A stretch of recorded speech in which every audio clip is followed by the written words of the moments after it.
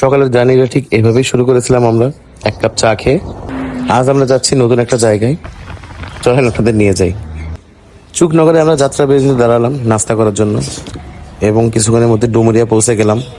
ডুমুরিয়াতে একটা পয়লা বৈশাখের, সেদিন যেহেতু পয়লা বৈশাখ ছিল, পয়লা বৈশাখের একটা শোভাযাত্রা যাচ্ছিল, এই যে আপনারা দেখতেই পাচ্ছেন। এবং দেখতে দেখতে আমরা খুলনা শহরে পৌঁছে গেলাম। খুলনা শহরে জিরো পয়েন্ট থেকে আমরা ডানে মোড় নিয়ে যাচ্ছি এখন রূপসার দিকে। কিন্তু তার আগে আমি আপনাদের একটা জায়গা নিয়ে যাচ্ছি। এই জায়গাটা আমার খুব ফেভারিট, এক কাপ চা খাওয়ার বিরতির জন্য আমরা এখানে দাঁড়ালাম।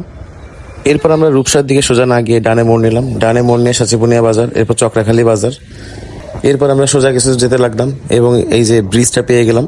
যারা ভ্রমণ প্রিয় মানুষ তারা এই ব্রিজটা সম্পর্কে জানতে পারবে। চলে আসলাম বটিয়াঘাটা বাস স্ট্যান্ডে। এই দেখেন কি অপরূপ দৃশ্য রূপসা নদীর, এত অপরূপ, এত সুন্দর জায়গা আমি তো আগে কখনো দেখিনি। আপনারা দেখছেন কিনা আমি জানি না। এই যে আমরা চলে আসছি ফুলতলা মঠের খেয়াঘাট। এই খেয়াঘাটটাই ছিল আজকে আমাদের টার্গেট। দেখেন কি অপরূপ দৃশ্য, কি দারুণ লাগতেছে।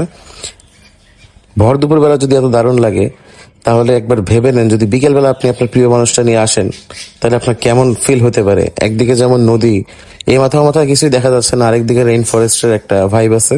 এই যে গেওয়া গাছ ধরে আমি দাঁড়ায় আছি, কি যে ঠান্ডা এই গেওয়া গাছটার নিচে, তা আপনাদের আমি বলে বোঝাতে পারবো না। এই গেওয়া গাছটার নিচে আমি অনেকক্ষণ দাঁড়িয়েছিলাম। এর মধ্যে একটা ট্রলার আসলো, এর মধ্যে যাত্রীদের ভিড় লেগে গেল। তো যথারীতি আমি যাত্রীদের ওঠানামা দেখছিলাম এবং দূর থেকে আসা বিভিন্ন ট্রলার এবং বড় বড় কিছু লঞ্চ, যেটা আসলেই মনোমুগ্ধকর ছিল। যাওয়া আসা দেখতেছিলাম আর কি মানুষরাও আমাকে অবাক হয়ে দেখছিল, যে ভাবছিল না জানি কত বড় ইউটিউবার, না জানি কত বড় ব্লগার। আসলে তো আমি কিছুই না। এই জায়গাটা দাঁড়ালাম, এই জায়গাটা স্মৃতি আছে আমার। সেটা হচ্ছে 2023-এ আমার যখন অপারেশন হয় তার 2 দিন আগে আমি এখানে আসছিলাম। 23 সালের পর 25 সালে আলহামদুলিল্লাহ আজকে আমি আসলাম। সেই দিন আমি যতটাই না অসুস্থ ছিলাম, আলহামদুলিল্লাহ আজকে ঠিক ততটাই আমি সুস্থ।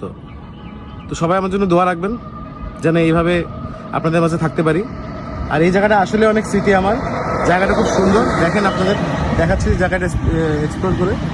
খুবই চমৎকার জায়গা। বর্ষাকালে এই জায়গাটা পুরো পানিতে ভরা থাকে। এখন যদিও একটু চর জেগেছে, কিন্তু এইটা বর্ষাকালে চর থাকে না, পুরো ভরে যায় পানিতে। আমি যখন লাস্ট আসছিলাম তখন আমি দেখছিলাম যেটা পুরো পানি ছিল। এই পাশটা দেখেন, এই পাশটা কি সুন্দর ব্রিজের রাস্তা, গাছপালা ভরা। এই পাশটা পানি ভরা নদী দেখা যাচ্ছে। তো যাই হোক, 23 সালের পর আজকে আসলাম। আসলে অনেক আবেগ আপ্লুত হয়ে বসে বলে ভিডিওটা করলাম, যে আমি যে আবার আসতে পারবো এখানে, আমি এটা কখনো কল্পনা করিনি। আমার এখান থেকে যাওয়ার 2 দিন পরেই ঢাকাতে আমি গেছিলাম, তারপরই আমার অপারেশন হয়ে গেছিল। তো আলহামদুলিল্লাহ, সাথে থাকেন, পাশে থাকেন, ইনশাল্লাহ ভালো কিছু দেখাবো আপনাদের। তো যাই হোক, আমি আমার সংক্ষিপ্ত ভাষণ শেষ করে আবার রওনা দিলাম। এবার যাচ্ছি রূপসাতে। এই যে অলরেডি পৌঁছে গেছি রূপসাতে। খুলনা আসবার রূপসা যাব না তাকে হয়, দিলাম টোল 10 টাকা দিয়ে ক্রস করে চলে গেলাম ওই পারে যে একটু দাঁড়ালাম, একটু রেস্ট নিলাম। এরপরে আবার চলে আসলাম রূপসাতে। এরপর রওনা যখন দিলাম তখন বাজে 1:30। এক গ্লাস শরবত নিয়ে নিলাম আমি আর ফরহাদ। তো এইভাবে আমরা আমাদের সেদিন জার্নিটা শেষ করেছিলাম।